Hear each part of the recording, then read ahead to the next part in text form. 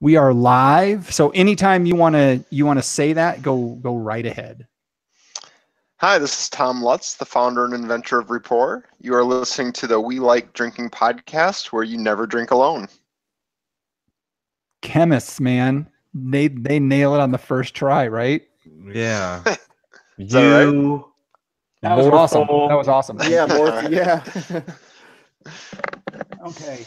Guys, anything I'm missing that we need to warn Tom about? Which of these two shitty beers should I open up first? So I say the one that costs the most colones. Well, what if they both cost 550 colones? In other words, 83 cents. Go reverse alphabetically. Well, there you go. Get a graduated cylinder and start playing Master Blender. All right. There we go. Let's see, Tom. Any other questions before we do this? We can get right into it. So try and keep it a relatively early night for you, if there's such a thing. No, I think I'm good. Whenever you guys just kind of follow along. Cool. How old are your babies?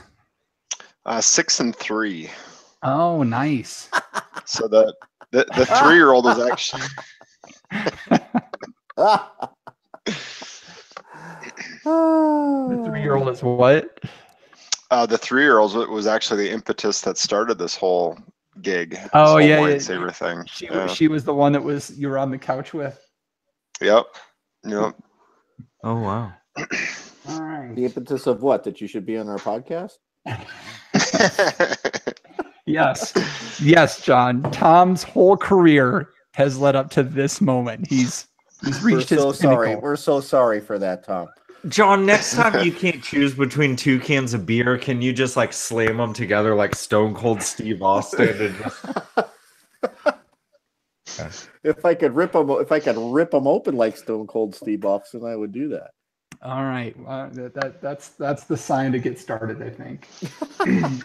All right, so Tom, you kind of know the segments we'll go through. The beginning of the show, I'm gonna play some music and do the opening, so it'll be quiet for a little bit, and then I'll quickly welcome everybody to the show and introduce Jeff and John. So you're probably going to have 6 to 7 minutes of just kind of watching us be idiots before we get to you. Then we'll introduce you. We'll try to do 30 to 40 minutes of interview with you. And then once we get through that, then we'll just burn through the rest of the show with Grape Hopper Pop Culture Reference, What's Up, Last Call, and then we'll get out of here. Okay, sounds good. Sound good? I'm hanging out. Whatever works. All right, cool. All right, we'll get started here in just a minute.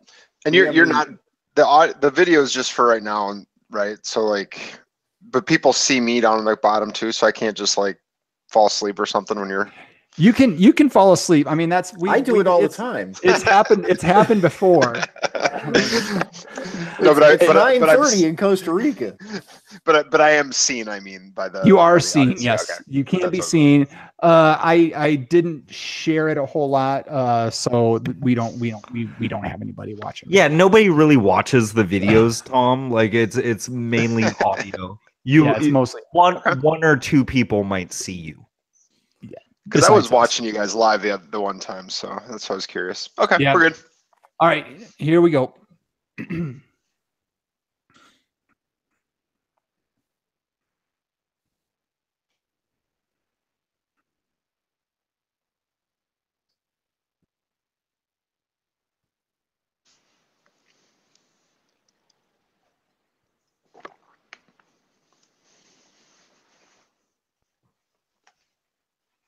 Oh, good.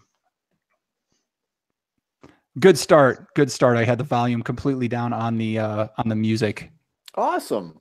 Yeah, we yeah. get 15 seconds of silence yet again. Yes, you get to do it again. Hey, if it's any consolation, Jeff, we didn't even notice. All right, here, take 2.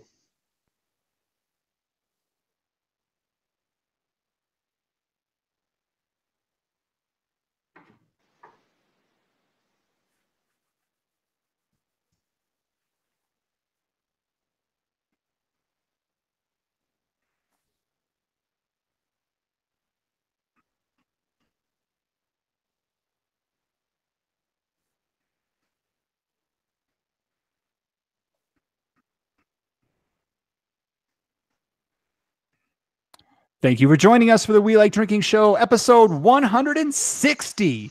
In this episode, we'll be discussing 5 barrels of happiness, methylhexyl chicken wire, and tonight, you pour, I pour, we all repour. So crack open your beer, uncork that wine, and let's get drinking.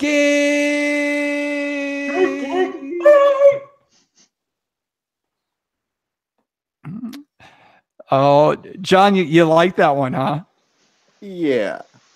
Wow. Yeah, not so much. If you give a moose a cookie. Anyway. All right, drinkers, cheers, and welcome to episode 160. Holy crap. Now, before we get to the show, we'd like to take a moment to invite you, dare I say, plead with you, to take a moment to go out to iTunes/Apple Podcasts, whatever you want to call it, and give us that big, fat 5-star review. Let us know what you think about the show, what you think about Jeff Solomon, particularly. I'd like to see that this week. If you leave a review, let us know what you think about Jeff Solomon and if you should go with his huge beard or not. Don't you think, John? You save the environment. Don't mine any more iron for all the razors he needs to cut that thing off. Just, Oh my God. You're opening up the floodgates. Oh, what do you think about Jeff Solomon? Well, he's an emotional wreck. He's got all these kids. All right. Enough of that. I wouldn't want to be in his classroom after that chili he just ate. Oh, come on now. Now, tonight, as you can hear, we're joined by our usual cast of characters. We've got our prolific wine blogger, Jeff Solomon. Very much so. I mean, if you measure over the last 3 weeks. Right. We've got our massive brewer, John Ruyak. Take that for Good evening, folks. How are you? And I am your host, Jeff Eccles. Guys, how you doing this evening? Okay. A little tired. It's been a busy. Oh yeah, it's been a busy 3 weeks for sure. You have been busy down there. What are you quenching the thirst with tonight, there, John? Well, I'm glad you asked. I'm here to drink all the bad beer, so you don't have to. And people may wonder, why aren't you drinking any of your Angry Goats beer? Well, we don't have any to spare, folks. And I'm not bragging, but we basically been brewing nonstop since the middle of October and can't keep up. Finally see a light at the end of the tunnel because the big locomotive got started chugging down the tracks. That's awesome. Yep, got a pale ale and an IPA in the tanks now, and we'll talk about that a little later. So, but Excellent. For now, I'm drinking some Paderborner Pilsener. Pilsener? Pilsener. Yeah, Pilsener. Anyway, I had one of these yesterday, and it's awful. I got I got four. I got two Pilsners and 2 exports, which is a Dortmunder style, which I had the other night as well, which is much better for 88 cents a can. Here in Costa Rica, Tom, you get all kinds of weird stuff, and they just ship them into the grocery store on pallets, and then they put them on sale for 550 colones, which equates to about 83 cents for a can of beer. So you get all kinds of weird Russian and German and Turkish and Greek and Polish beers. And this happens to be the beer of the week that showed up on a pallet in the grocery store around the corner from the brewery. So yeah, the Pilsner's horrible. The Dortmunder export's not too bad. I'll open that one later. I just envision all these stories of old Soviet Union, people working in factories making nuts that don't connect to any particular bolt just because they're trying to keep the machine going. It's I think those beers were just meant to be made and then thrown away. Just they're keeping the machine going. Well, you have to pick through a lot of them to get the ones that aren't dented. I mean, you get a whole pallet. It was how are 1,237 of the 1,500 cans on a pallet dented? But they are. Because that's the most important piece when you're saying 83 cents for a can of beer is you don't want the dented one. I don't. I'm picky that way. Jeff It's Solomon. like tomato paste. You don't want a dented can of tomato paste. Jeff Solomon, what are you drinking? See, the reason why Ballast Point is so expensive for a 6-pack is because their cans don't crumple. Anyways, I broke open a sample that, fell through some cracks about a year ago. I got into this 2013 Troon Vineyard Malbec out of the Rogue Valley of Southern Oregon. This is natural yeast fermentation, natural malolactic fermentation, foot-trodden, delicious juice. And I did a full review of it. It's in the can right now for Stay Rad Wine Blog TV on YouTube and StayRadWineblog.com. So, just really an awesome domestic Malbec, which is not something you hear a lot of people say. Right? No, that's awesome. And Troon is amazing. Yeah. All right, so I'm pretty excited. I've been talking about this. Here's the thing. I'm gonna get kind of pluggy right here. So I've been talking about this one. This is from the Gary Vaynerchuk Wine Club. What is this? A Les Vieux de Donjon Chateauneuf de Pape. That I've had for a while. This is like a $60 bottle. And I am just going to open this right now, even though I have no chance of finishing this bottle. You may be saying, you're crazy. Why are you going to open that bottle? I'm going to pour myself a glass right here on the air. I'm going to pour a little heavy. I'm not going to lie. And then that's a Harvey Solomon right there. That is. And then if you could see this little thing right here, this little, we've talked about the Repour a few times. I'm just going to take the foil off this thing. I'm going to cram this thing right back down into this bottle, and boom, I'm good to go till I decide to finish that. Why, you may ask? Well, let's find out. Wow, what a segue. You like that segue? It was smooth. It was. It was smooth as a Syrah, right, Jeff Solomon? Our guest tonight is originally from northern Wisconsin, now living in the beautiful city of five smells, Cedar Rapids, Iowa. With a doctorate in chemistry and a career in product development, his career has been around innovation and bringing new products to market. He is now the founder and mad scientist behind Repour, a unique single-use wine preservation cork that absorbs the oxygen right out of your open bottle with science and I'm assuming some witchcraft or something like that. Please help us welcome Mr. Tom Lutz. How you doing, Tom? I'm great.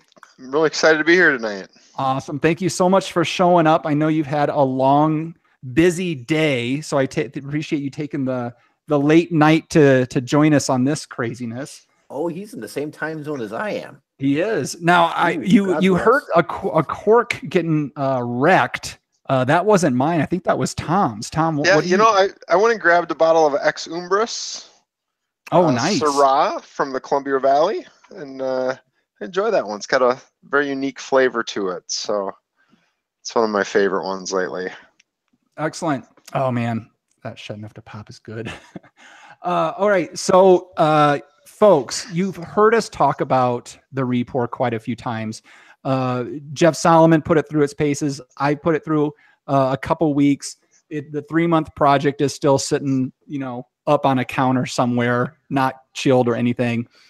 But so we reached out to Tom after I tried that 2-week trial, and we're excited to get him on the show. This is the product. It's a cork. You saw it. I peel the foil off. I put it in the bottle, and now it is quickly absorbing the oxygen right out of that bottle.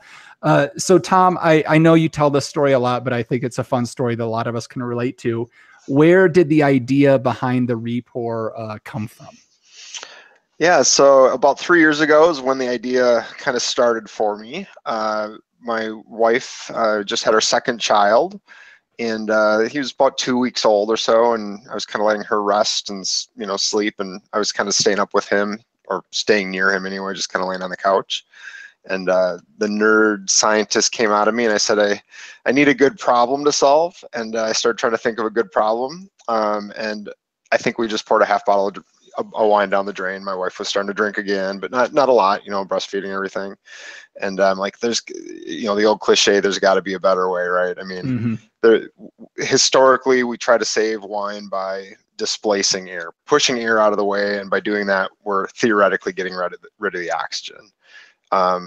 And I'm a chemist. My training's in that side of things. I'm like, there's got to be a way of just chemically reacting, removing, absorbing the oxygen, and not dealing with all those other things going on, with other systems that are trying to displace air.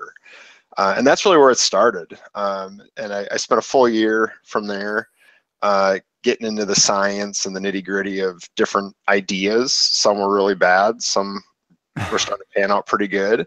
And by the end of the year, basically had done a lot of testing, both for myself, but also a lot of wine experts, people with really, more advanced palates than myself. And was really convinced that we had something.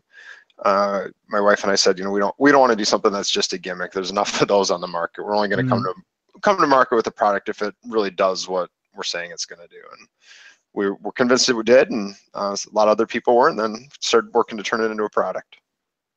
That's awesome. And I love kind of, the process you went through kind of. So after you got through that year, you went to an expo in Cedar Rapids, right? Is that kind of the starting of where the money kind of came in to get this thing funded?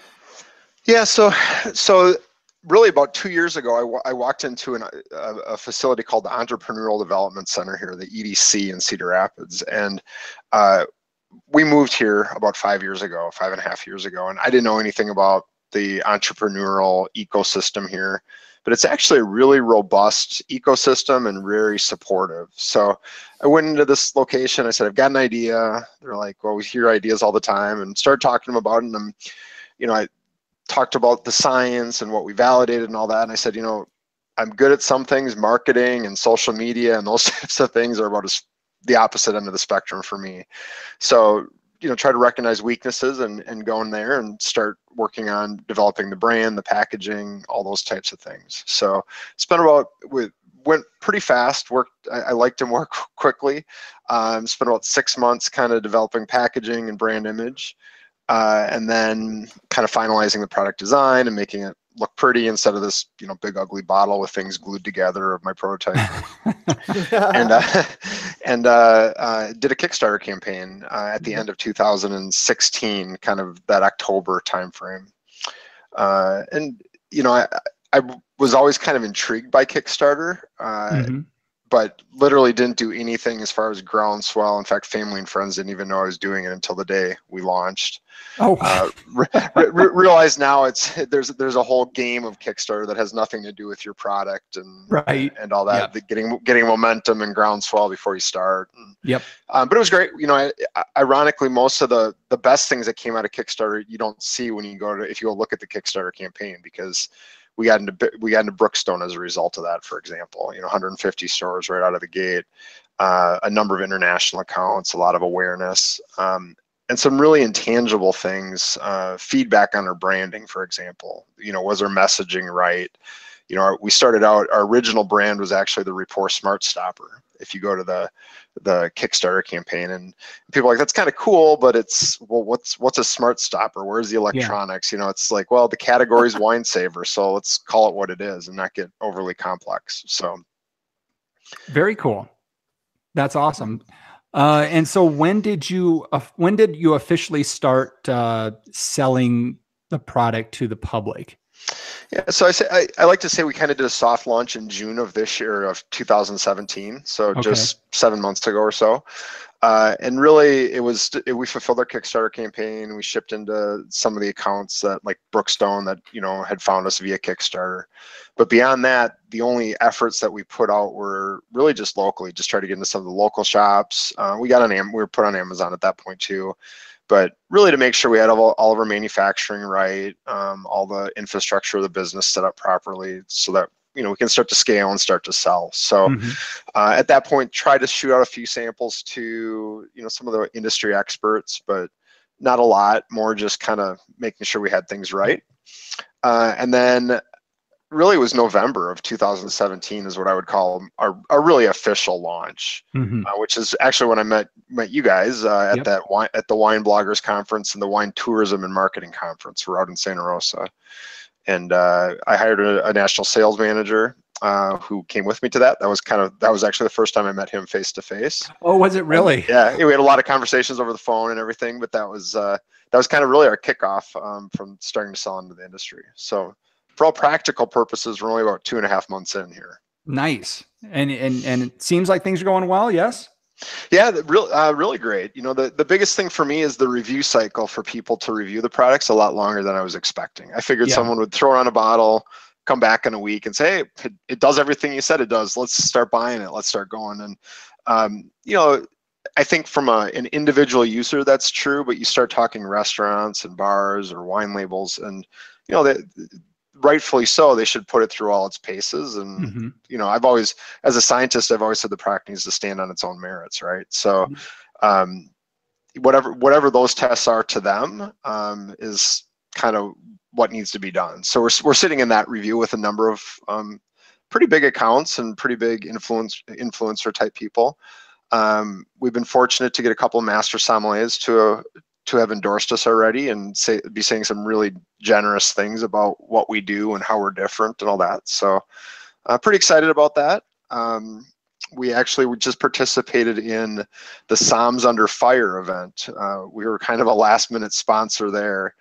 And it was a really great event. We were able, June, I'm going to draw a blank on her last name right now. A master som down in the Austin area had tested the product for about a week, and I think she had some really good first impressions on it. Nice. But it was a great opportunity just to engage again with the industry and the on-premise folks in particular. We also received a really great endorsement from both Kevin Vaught, master sommelier from Wine Country Connection, and Will Costello from, I'm going to butcher the name, Benvesito Wineries. Right. And they've been saying really great things about us, which has been excellent. Oh, Bien Nacido, was that yes. what you're? Yes, oh, sorry. Oh no, Bien Nacido is an awesome vineyard site, and I've had the pleasure of walking around that place. It's awesome, and so, dude, you can trust when they're making good wine, and also they're loving your product. They mean what they say. Hey, have you ever gotten an endorsement from an award-winning podcaster? I've got a partial one. It's been a few weeks old, but I understand there's a bottle that's been sitting around for about 3 months now. So yeah. Oh yeah. So I will say, Jeff tried it 2 weeks in. I tried it recently on a Jason Stevens Merlot on 2 weeks, and I thought it was great. I've got a bunch of vacuum pumps in my drawer. A long time ago, Jeff and I both got sent these little wine diaphragms where you poke it into the bottle and it floats there, and those things do okay. But honestly, that's the best preservation system I've ever used in my house, and so I'm really stoked on your product, and I'm just glad you're here. Oh, thank you. So we've kind of gotten up to launch. We've gotten through that. So let's kind of get into it a little bit about the product itself. So it's one stopper per bottle. So is there an amount of oxygen the Repour can absorb? John. I want to ask a scientific question. Okay, you go for it. I'm just going to sit back and drink this. This is going to be amazing. So does it absorb oxygen and into a chemical reaction like an ionic or covalent reaction, or is it just suck it up like water into a silica gel type of thing that you get in your electronics? Yeah, no, it's a great question. So it's a non-reversible chemical reaction. So it's covalent bonding. It's an oxidation reaction. So oxygen is literally reacting with a transition ion and bonding and staying permanently bound. Excellent. So Does that in and of itself, have you measured, does it create somewhat of a vacuum, and kind of, because you're removing some mass from inside the bottle, does it reduce pressure within inside the bottle and therefore seal the Repour a little bit better on the top of the bottle? Yeah. So, there's about three questions layered in there. So the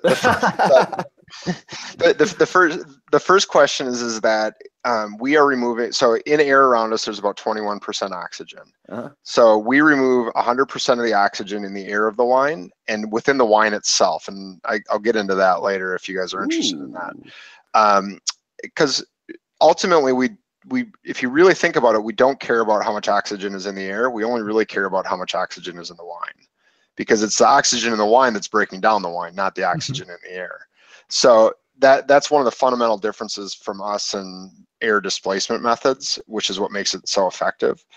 But we are absorbing all the oxygen, and we're chemically reacting. I use absorb as a more general term, but we're chemically reacting all the oxygen in the air, and we're creating and we're not replacing it with anything. So we do create a 21% vacuum. So if you listen in a quiet room or you put your microphone close to it when you open up, you'll hear a little hiss, a little tss. And actually, if you take that, when you take the stopper and even remove the little foil seal off of it, if you put it right next to your ear and you listen to it, you'll hear just that little bit of tss. Because even within there, we've created a little 21% vacuum, and the amount of hiss you get is how much air you're letting suck back in. So you'll hear more of a hiss if you've got 4 glasses going out of the bottle instead of just 1 glass, for example. So you should open it up right over the bottle and stick it in right away. Yeah. So is there an amount or a volume of oxygen that it's able to absorb before it can't absorb anymore? Yeah, so the stopper was designed specifically around a 750 milliliter bottle with five glasses poured out of the bottle. So if you think of it in a bottle in reverse, the amount of air that's there, the first glass is 150 milliliters. The second glass, there's 300 milliliters of air, 450 milliliters of air, and 600 milliliters of air, with 4 glasses gone. So you add all that up, that's 1,500 milliliters of air. So the stopper, because there's an active ingredient that's starting to get chewed away as it gets exposed to oxygen, is specifically designed around that 1,500 milliliters of air. So we have extra capacity in there in case you've forgotten, you let it on the counter for a few minutes. Oh crap, I forgot to stop my bottle. So if you had a perfect scenario, there might be 2,000 or 2,200 milliliters of air that it could absorb. But for all real functional uses, it's 1,500 milliliters or a full bottle, glass by glass. Okay. Is there a concern that an evil, like James Bondian type of villain is gonna like tie somebody to a chair, surround them by like 100 Repours, and pull off all the foils, and then slowly watch this person suffocate? Like, that wasn't a concern till right now, Jeff. Okay. So 1,500 milliliters, this is 750 milliliters of air, right? So you'd need an awful lot of them to be even close to being concerned. And if the evil genius is out there and wants to do that, where can they go to purchase the hundreds and hundreds of Repour stoppers that they'll need, Tom Lutz? So we are selling them in all sorts of avenues. So we sell on Amazon. We sell direct from our website, repour.com. We are currently working with a lot of distributors and stores to have them in the local mom and pop store. And one of our goals is to sell direct wholesale to accounts. So, your local wine shop can have it and retail it at the same price as Amazon and still have good, typical 50% type margins. So that was one of the business tenets for us, is to try to make it work for everyone as well. Tom, how does it work on sparkling wines? Have you seen any difference in that? I know you're releasing CO2 into that vacuum, but have you seen any difference in the way it performs? So technically, we've had great success in preserving sparkling wines. Oh, really? I would not endorse it as such yet, and the reason is because you create back pressure, right? So.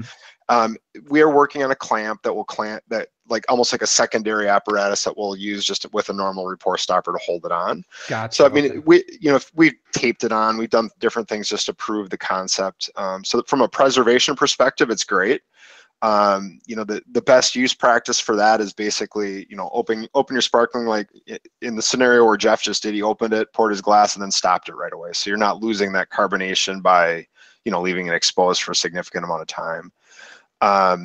And we've come back, 3-4 weeks later with tremendous pressure being held underneath that stopper still. So from a carbonation, yes, you're releasing some, but that's no different than the other sparkling preservers, but we are actually still removing all the oxygen and effectively keeping it fresh.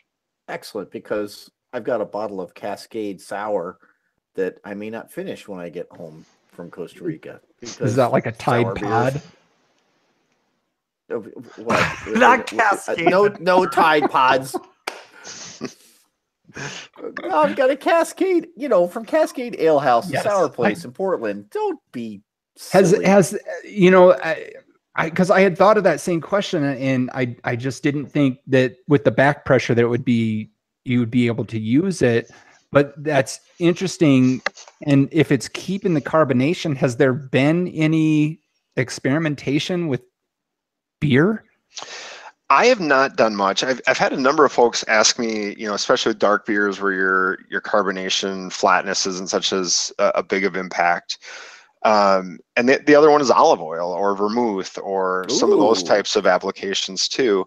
And the answer is yes. Any whiskey has been a big one. I know a number of folks that are trying it on whiskey right now, different higher end drinks. So really anything that degrades with oxygen, it has a benefit for. Okay. The thing you start to get into with our current design, again, is like an olive oil. You can't just take out tiny little bit, a small little pour multiple times without replacing the stopper. So it's not exactly designed around that practice, but from preserving it would be effective. Right. Yeah. Because usually, even for a higher end olive oil, that bottle might last for a couple of weeks. As you keep opening it and pouring a little out, pouring a little bit out. But that's interesting. Cool. Yeah. So now, so you saw it was maybe 10 minutes ago that I threw this stopper in there. How long is it going to take for the oxygen to be absorbed out of that bottle? Let's just say a bottle that's half empty. It'll take a few hours until it's down to the 0.0 mark. Okay. So it's intentionally designed to not be too fast so that you can enjoy your wine and enjoy the experience, but fast enough to preserve the wine effectively. Okay. But so it'll take a while. If you took it off at the end of the show, you won't hear much of a vacuum break. Okay. You'll hear some, but not like you will if you come back in the morning. Okay. Excellent. Jeff, John, any other questions? So, you say it's designed so that you have some sort of. I was a chemical engineering major in 1983, so I know just enough to be dangerous. As you put some sort of buffer in there or something like that, so it doesn't absorb quickly, or it's just dispersed throughout some medium, so it takes a while to do that, or. Yeah, a lot of it's diffusion chemistry and how fast inside of the stopper. If you cut it open, you'll find a sachet that contains all the active ingredients. Mm-hmm. So that sachet is made out of materials like Tyvek. So it's a spun-bound polypropylene or polyethylene. So just like the materials that are on the side of your house. I was going to say we would break open enough of them. We can side the house. Yeah. So why that's really important is that material lets air through and breathe, come in and out, but it doesn't let liquids through. So it keeps our really fine particles inside, and it keeps the moisture out. If for some reason you were to pour it upside down or whatever, it'll stop working from a preservation, but it keeps us separate from the wine, basically. Excellent. So you can tune the whole thing to how fast you're letting oxygen and gases transmit, basically. That's pretty cool. Science. So here's what I'm wondering, Tom. When people are purchasing the Repour, are you getting feedback for specific reasons why this is the thing that works for them? Like, this is what I want to use. Like, is there a certain demographic of folks that are really going for it? Yeah, it's changing month to month right now because right after the blogger conference, we had some bloggers talking about us, sharing in the out in space, and we were right between Thanksgiving and Christmas, so people were buying it as gifts. They were, oh, I've got a friend. It's a unique gift. It's different. No one's ever heard of it before. Perfect gift to give to people. So that was very heavy in that phase. One of the things that has shocked me is, you have this assumption that it's going to be, $20 bottles of wines or more, or maybe $15 or more. But we're getting a lot of older people, men or women, maybe they're widowers, maybe their spouse can't drink for some reason. They're not drinking a lot. And they're not even drinking, in Cedar Rapids here, they're not even necessarily drinking expensive wine. It might be a $10 wine, but they know they're only drinking one glass every other night. And it's still beneficial to them to not throw, $8 worth of wine down the drain and keep it till whenever they're ready to drink it. So, the classic people that you think would like it and it would apply to, they do, but the beauty of it is you can decide if it's right for you, and you can decide on a given night after you've had a glass or two, well, this one's worth saving or it's not. I mean, that's been some of the great feedback we've gotten on it. Yeah. I was just thinking about you were talking about when you had a newborn baby, and it's like, I'm drinking by myself basically and wanting to save that. And I was just thinking, like, buying a whole bunch of these for somebody that, it's a couple that's recently pregnant, and that they love wine and they're sitting on all this stuff. So like the husband can pour a glass like during the pregnancy, and then afterwards the wife could get back into it. I think that might actually save a lot of relationships. I'm gonna get a couple for my son because they're expecting in May. All of a sudden, yeah. The baby's born, and then you just come in with cases of half-drunk wine for the mom, and she deserves it. The one of the big feedbacks we've been getting is that people's wine habits have changed, because the first time you use it, you're like, oh, I can save the bottle that I had open. But what we're hearing people saying is, now it's a Tuesday night. Instead of saying I won't open a bottle of wine, I will open one because I didn't know when I'd get back to it. So that's kind of an obvious one. But a lot of people are telling us they're drinking more expensive wine. Like, all right, it's Tuesday. There's no sense grabbing the cheap bottle because I can enjoy this one now, and I'll fit whenever I'm ready to enjoy it again. I can. Or I'm having multiple bottles open. I just want a white tonight, or what, I tried that one last night, but I just want a different one tonight. Yep. It's been a couple months that I've had this CDP that I'm just like, I don't want to open it because I'm going to end up dumping it, or I'm going to have to try to, consume it in 2 nights, and maybe I don't want to. So yeah, that's why I opened this one tonight. And it's, usually I'll open a bottle and it's like, okay, over the next 2, maybe 3 nights, I'm going to drink this bottle. But now I've got a couple bottles open because I want a white tonight, and maybe I want a red tomorrow, and then I'll come back to the white. So yeah, the Repour is definitely getting me drinking more. So that's thumbs up from that. That's nice, because I can definitely tell you that this Paderborn or export is not worth saving.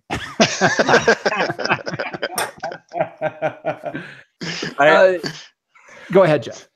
Well, throwaway joke, but I was gonna say, I know we were asking like whether or not it works on beer, but like, honestly, if you're pouring yourself 4 ounces of beer tonight, and then 6 ounces tomorrow, and then 2 the night after that, John, what do you want to tell them? You need to stop listening to our show.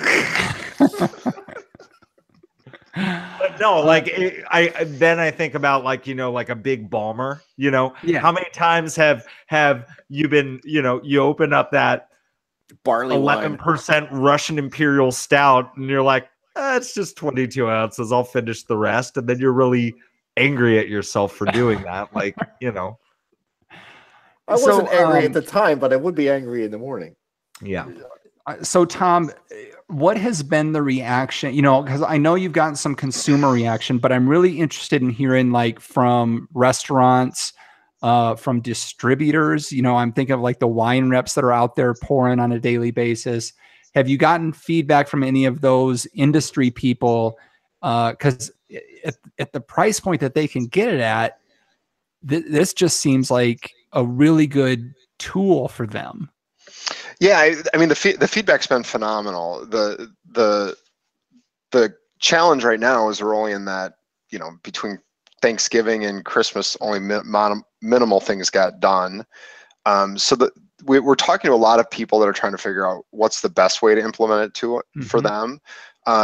You know, the mom and pops type restaurants are quicker to adopt because they can just make the decision and do it.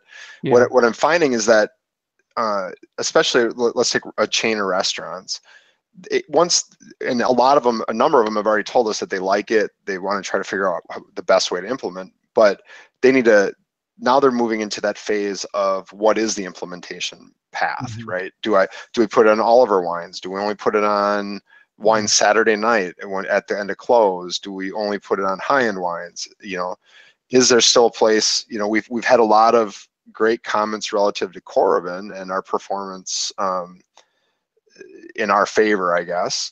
But some restaurants have a strong affinity to Coravin. So do we do a couple wines in Coravin? Do we keep, you know, and then extend Repour into the mainstay wines? You know, so the problem is because literally you can do whatever you want with it. Right. They have to put a little structure around it instead of just here's a bunch of stoppers, go do something. So we're kind of in that phase with a number of accounts right now that are trying to figure out the best way to implement it. And then, you know, the question is, you know, the wine labels, distributors right now, there's a lot of them that are giving away things like the Coravin capsules to the restaurants. So are these more going to be on-premise programs in part that are going to be sponsored by folks like that, or is it going to be restaurant infusion of programs? So there's just a lot of moving pieces. The feedback's been phenomenal. It's just kind of that next phase of now what are we going to do with it, or how are we going to do it? Makes sense. You know, one of the things we've done is we've actually come out with a co-branded product too. So, you know, if a distributor or a wine label, and let me grab one, I'll show you guys quick. These are awesome, by the way. Sorry, I'll be right back.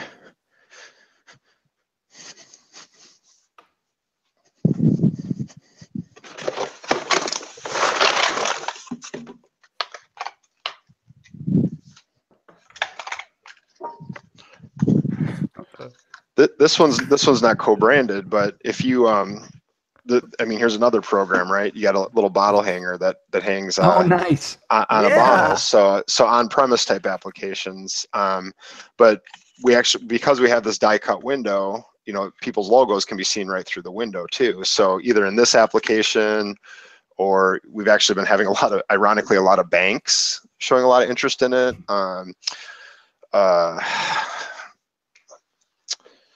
Real estate companies and people, you know, people that like to give gifts to people that enjoy a nice wine. I mean, it's perfect for those types of things, and you remember where you got it. So there's just a lot of programs and options that we're working with right now, and trying to figure out what works best for each account. Basically. That's awesome. That's awesome and super exciting. I'm also now just thinking about like the restaurant where, you know, how many times have folks, you know, pounded that last glass of wine just because the bottle was there and they weren't going to take it home. But like, what if a restaurant is like, oh no, here, take this with you, peel it off, take this home with you, open it up in a year, you know, open it up whenever. You know, you don't have to drink the rest of it right now. I think there's a lot of advantages to that too. And there's been a lot of conversations where, you know, because it doesn't, we don't want people to store it on the side, right? So, you know, where you just throw it in the bag, you recork the bottle when you get home, take the cork out, put the Repour stopper on it. So we're starting to evaluate some of those programs as well. Mm-hmm. Very cool. All right, let's see. One last question, guys, before we're going to move on by each of you, if you want. John, you got anything else? No. I was just going to try to say something funny, but I won't. Okay, good. Jeff. Yeah. You know, if you get a call from a guy named Odd Job, like don't sell him the 500 repours. He's got bad intentions. And Actually, no, sell it to him, but then call the police. I think. Right, there you go. And where do you have these the Repours manufactured? We're made here in Cedar Rapids, Iowa. So right here in the Awesome. U.S. Yeah. Yep. Excellent. One more reason. And folks, so if you're looking to check this out, you can, like you said, you can find it on Amazon. You can find it on Repour.com, right? Repour.com. Yep. Yep. And you can buy it in 10 packs, 4 packs, or yeah, so it comes in a 1-pack, which you won't find on those platforms, but you might find in a local grocery store or wine shop. But a 4-pack, 10-pack, and then a 72-pack as well. Yep. Ooh. And very reasonably priced. I think the 4-pack runs about $9. Is that right? Yep. And the 10-pack is $17. Correct. And then we're down to $1 a stopper on Amazon or our website for the 72-pack. So Yep. $72 for 72 stoppers. So listeners, I mean, we've talked about quite a few products on the show, but this is one that I really think you should check out. You know, if you've been thinking, I see people all the time, they're like, oh man, I really wish I could have a Coravin. Why drop $100 on something that you're going to have to continually refill when you can get this for $1 is all I'm going to say about that, and get better performance. So Tom, thank you so much for joining us on the show. We're going to get into the rest of the show. We hope that you'll stick around for the silliness if you want. I will. Yeah, no, I appreciate being here and appreciate the time, guys. Absolutely. So folks, once again, this is Tom Lutz with Repour.com. So check it out. And now let's get things everybody's got their science head on. So let's see how smart everybody is with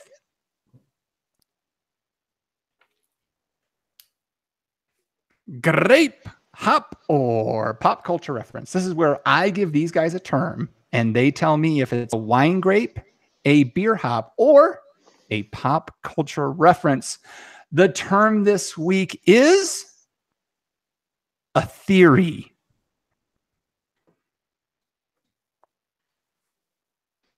So a theory is a wine grape, a beer hop, or a pop culture reference. I believe it is your turn to kick things off, Jeff Solomon. Is that 2 words, like a and then theory? No, it is 1 word. Because a theory is what we know to be true based on everything we've ever observed. But correct. That'd be a theorem. That would be a theorem. I'm just saying, you know what I hate? Can I talk to my science friends for a while? Mm-hmm. I hate when there's some jerk that they should be saying they have a hypothesis and they say they have a theory. Like, I just want to punch them. All right. You just want to surround them in opened repours in a small box. Yes. 1 word, ATHEORY. ATHIRI. ATHIRI.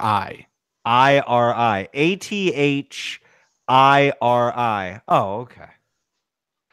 A theory is a Greek wine grape. All right. Jeff Solomon is saying a theory is a Greek wine grape. Tom Lutz, a theory. Oh, it's got to be a hop. Got to be a hop. Okay. John Ruyak. I'm going with Solomon. I'm thinking it's a wine grape, but it's Romanian. Romanian wine grape. Okay. Man, I got to change things up because a theory is a Greek wine grape. Widely distributed in the southern Aegean Islands. It has a delicate lemony aroma and very rich taste. That's 2 weeks, Jeff Solomon. You just you don't need blind tasting. You can just do Great Pop or pop culture reference. What's next? Next week is logarithm. All right. Is it natural logarithms or base 10 logarithms? Yeah, I'm a big fan of natural logs, but that's Okay. only because I ate some chili earlier. I'm a big fan of the Oilers number, is what I meant to say.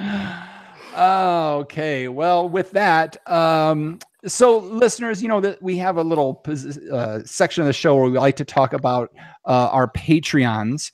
And this week, I just want to give a heads up to our Patreons to be sure you check your mailboxes this week, because I was super excited to have Tom from Repour on the show. I reached out to him and I'm like, hey, Tom, I want to do something special for our patrons. You know, can we do something? He's like, oh yeah, man. Well, you know, we'll definitely work something out. So we were able to get 4 packs of the Repours, and we've shipped them out to all of our patrons of the show, regardless of how much you give. So somebody that gives $1 a month, if you were giving $1 a month in by January 15th, you are getting a 4-pack of Repour in your mail. So be checking for that. Yeah. Awesome. There you go. So Yeah. why am I doing $10 a month? If I could do it for $1 and still get 4 Repours, man, I'm way ahead of the game. That you get the videos early this way, John. Oh, that's right. And Solomon's guacamole recipe. Never mind. That's right. Super Bowl's coming up, man. You got the beer recipe. You got the T-shirt. You got the coffee. The beer, mug. my beer recipe. I get my own beer recipe. You did. Awesome. I shared it with you. Oh, you get Jeff Solomon's cool. guacamole recipe. All that good stuff. Because you visited what? We like drinking.com/pledge. Very well done. It's like, Tom, it's a well-oiled machine over here. You could learn a lot with watching us. I'm surprised Jeff Solomon hasn't given you business advice yet, to be honest. I think I did. I told him who to sell it to, who to market it to. All right. Great job on that, guys. Patreons, thank you so much. And we really would like to hear some feedback on what you think about the Repour when you get it in. But now let's move into what's up. So what do we have our eyes on, or what do we have coming up? Big System John. Oh, yeah. So the big locomotive got fired up. You should hear those propane burners roar. And here in Costa Rica, even out in the sun, what happens when you draw off a lot of gas from a contained cylinder under pressure? Do you create a vacuum? Well, it draws off heat, and therefore, you've never seen your propane tank get a little bit dewy. Oh yeah. Well, when you've got a burner sucking out 670,000 BTUs per hour, you can actually get 1/4-inch thick frost on the outside of a tank in the full Costa Rican sun. That's pretty amazing, as a matter of fact. So much gas is pulled off at one time that it actually reduces the vapor pressure inside the tank, and it goes down to 0, and therefore the burner just stops. Anywho, so we actually had to make the orifice smaller on the propane burner in order to not burn the beer and blow out a 100-pound tank of propane while we're just trying to make one batch of beer. Anyway, so we started on Monday, and we had some problems Monday with the knockout, which is a cooling the beer, but we got that fixed, and we did IPA today. So I'm golfing tomorrow and Kolsching on Friday. So we're going to try the Kolsch on Friday, and that's a big deal because we have to knock it out and get it into the fermenter at 60, 62 degrees Fahrenheit, as opposed to 68 to 70 degrees for, say, a pale ale or an IPA, which we already brewed. So fine-tuning the system, but it's sure nice to know that there's 25 kegs of beer in each one of those fermenters instead of just 6. No So more that's double the- brew days, John. No, I won't say that. There won't be. I'm not going to say there won't be double brew days because we can't do every single recipe in the big system.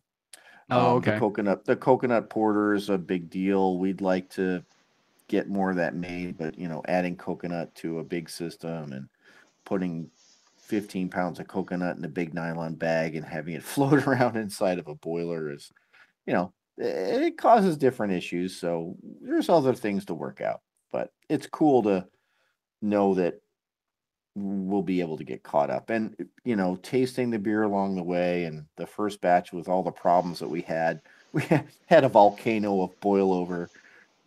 If you ever brewed beer and had it boil out of the pot, imagine it shooting out of a small hole right behind your back at 212 degrees. Yeah, it was kind of cool. I almost pulled the trigger, but I didn't. Pulled the trigger on Putting smoked whale testicles in the IPA. nice one.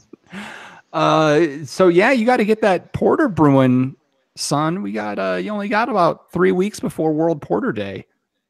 Oh, I've got porter in line and stuff like that. It's just putting the coconut into the big system that we got to make sure we're not floating little bits and pieces out into the heat exchanger, which can get caught in little corners and stuff like that we don't want to have happen. Absolutely. Okay, cool. Jeff Solomon. Hey, I have been on a mad tear at stayradwineblog.com. I've got my detailed tasting of this Troon Vineyard Malbec from earlier, all recorded in the can. I'll probably publish it, I don't know, like Thursday night. So by the time you hear this, after you're done, go over to Stay Rad, see what's going on there. Also, I'm going to be eating hella award-winning guacamole this weekend, as will all of our patrons as well. Yes, that's right. Tom, what's I'm sure you're probably not developing anything new besides the sparkling wine stopper, but what's up with you and Repour? Yeah, I mean, we're just in that phase of getting our name out there right now and trying to stay lean while we're growing at the same time. So getting our name out, getting distribution, shipping product, and doing it all over again. That's kind of the day in, day out. Yep. A little bit of free time. I chase some kids around and hop on a bike every once in a while. Other than that, that's about all I do. You got to start looking to that 3-year-old to inspire your next great invention here. I know.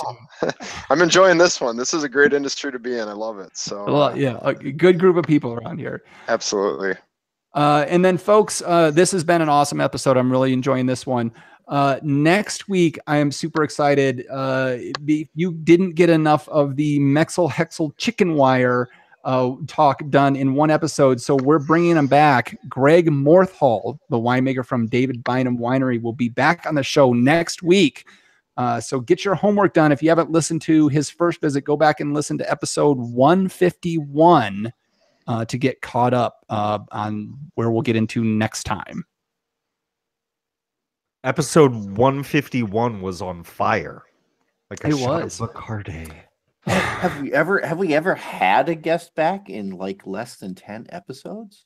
We have. Annie Wolf Pouch was back within 4 episodes one time. Oh, that's right. And Jonathan was back the next night. Well, that's a different story altogether if you want to kill Star Wars characters. That's right. And let's see. This has been a lot of fun, but it is that time for us to call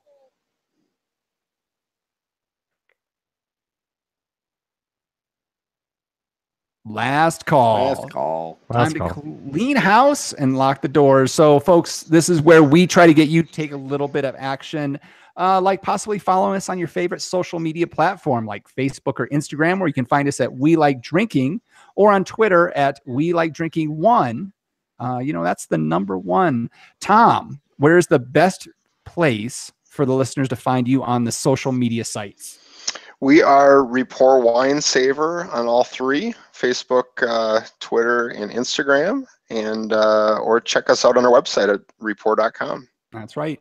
What's your favorite of the socials? Which one do you like to spend the most time on? I am very rookie at all of them, so Okay. I try to look at them, but I'm not very strong in any of them. That's somebody else's duty. All right, Jeff Solomon. Yes. What's something else we'd like to ask our listeners to do for us? Well, you're already, I mean, by numbers, you're probably listening to us on Apple Podcast or iTunes or whatever you would like to call it. Just while you're listening, go ahead, scroll down to the bottom of that page, give us a fat 5-star rating and an honest review of how amazing we are, how you want us to be the godparents of your children. And I will say another thing real quick about, just whatever podcast app you're listening on, as you're listening to it, as you're talking to other folks about our podcast. The other day I was out at happy hour and no joke, the podcast came up in conversation because I like to talk about myself a lot. And some people were asking about it. And I said, just give me your phone. And I literally grabbed 5 phones during this conversation and subscribed people for them, because it's good for them. You're gonna like it. Just do it. Subscribe your grandma when she's not paying attention. It's like handing them vitamins. Take your vitamin every day. That's right. And folks as well. If Tom, I'm Amazon. I went and checked it out. You've got some really good reviews on Amazon. Is that a good place for your clients, your customers to go give you guys a review of the product? Yeah, I mean, the thing is what I found is that a lot of people will use Amazon, whether they like to buy there or not. They will use that as their research vehicle for consumer products. So, if you love it, you've really had a good experience with Repour. It really does help us a lot to have those 5-star reviews and nice comments as well. And here's what I've specifically tried to mention it several times, that this is a one-use product. There's not a whole lot of things in the world that you can buy for $1 that are gonna forever save your wine. So when you go give the review, realize it's a one-use product. There's a lot of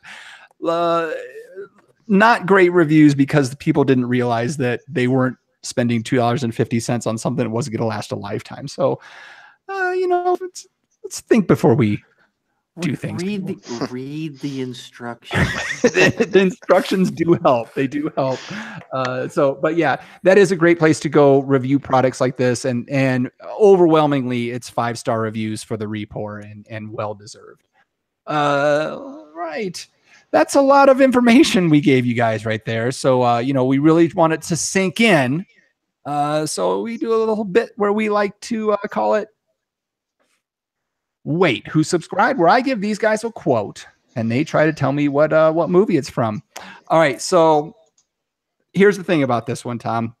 In general, I try to keep the movie, relate it back to our guest somehow. So way back in the day, we actually changed the verbiage in this quote in order to make it seem like we wanted this character to promote the show, but we gave up on that 2 years ago.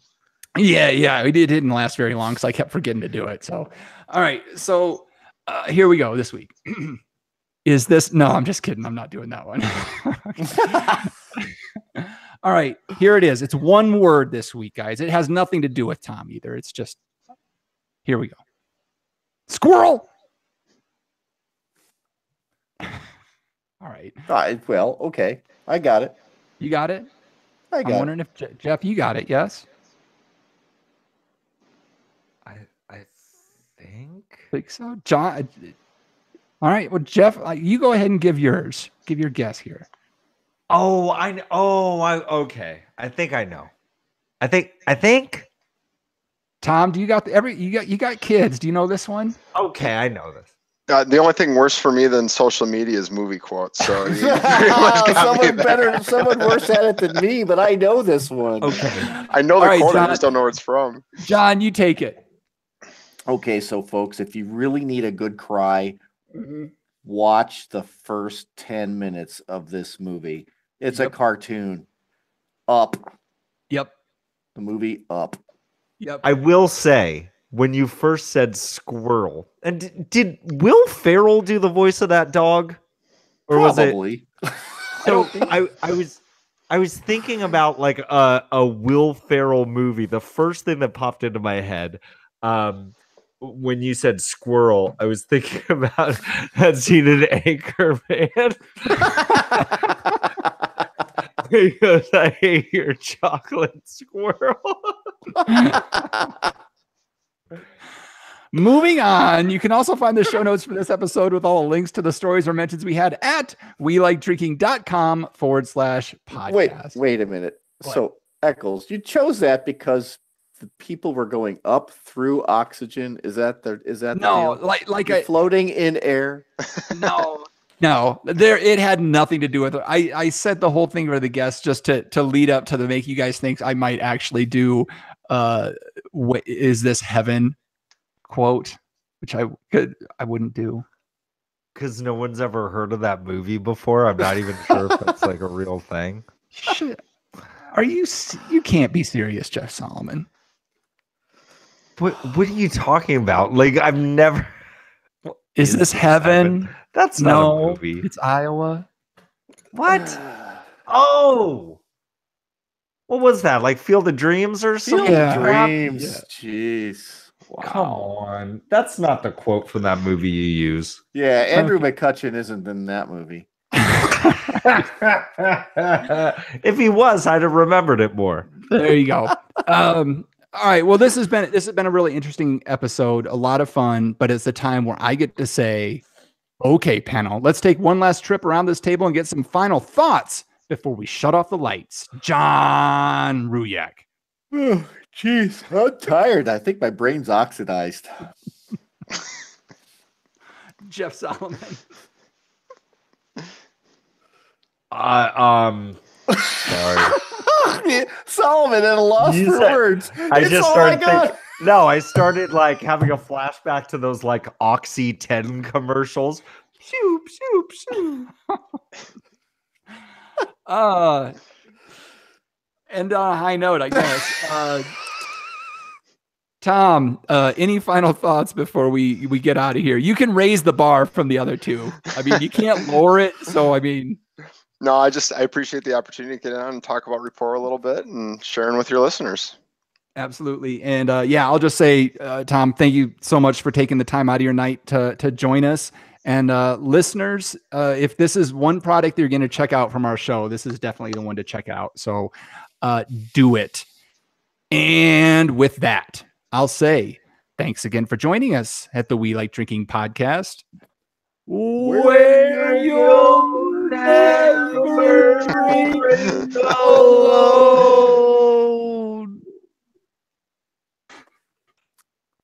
Somehow it can go smooth for so long, but eventually it just falls apart. Hey, we didn't lose the wheels off the cart after 40